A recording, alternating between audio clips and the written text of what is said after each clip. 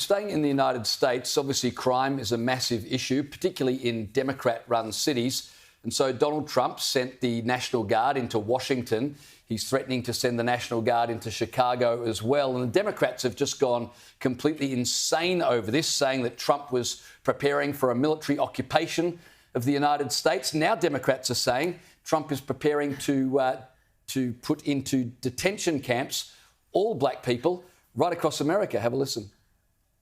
We believe that the National Guard and the military occupation is the first step into rounding black people up and putting them in detainment camps here in Washington, D.C. and around the United States of America.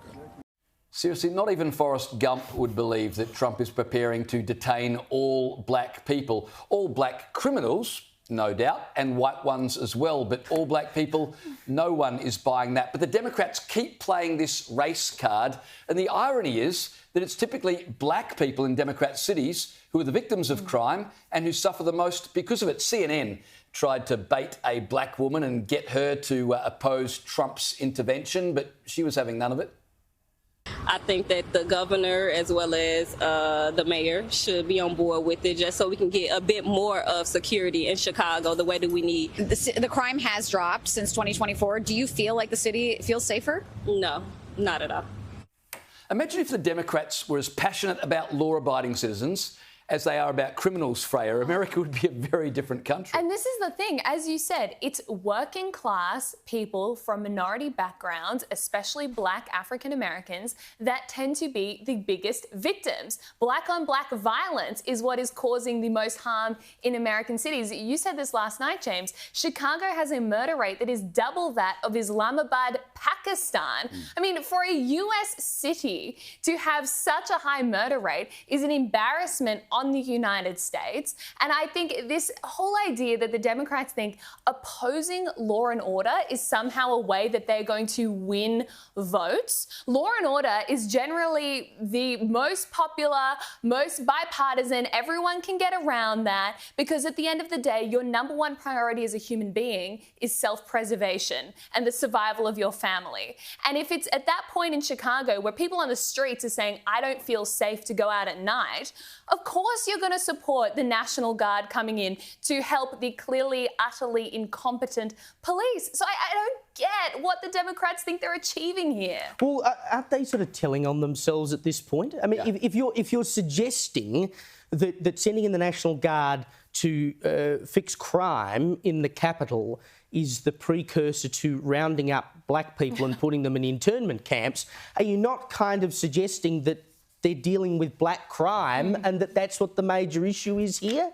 And that's not to cast aspersions on black people. It's just statistically a fact that a large amount of crime in the United States is committed by black people. And as you say, Freya, a lot of it is black on black crime, right? That's the issue we're dealing with here. It's not a racist thing to say it. It's simply the truth. If you look at the crime statistics, it is simply the truth. So to say, oh, well, they're coming to get you, they're not coming to get you. They simply want to deal with the issue. The other thing about weaponising race, as that Democrat man that we showed was doing, is that you're creating a very dangerous situation because essentially you're creating incitement when you start to say this is all about rounding up black people and putting them in detainment.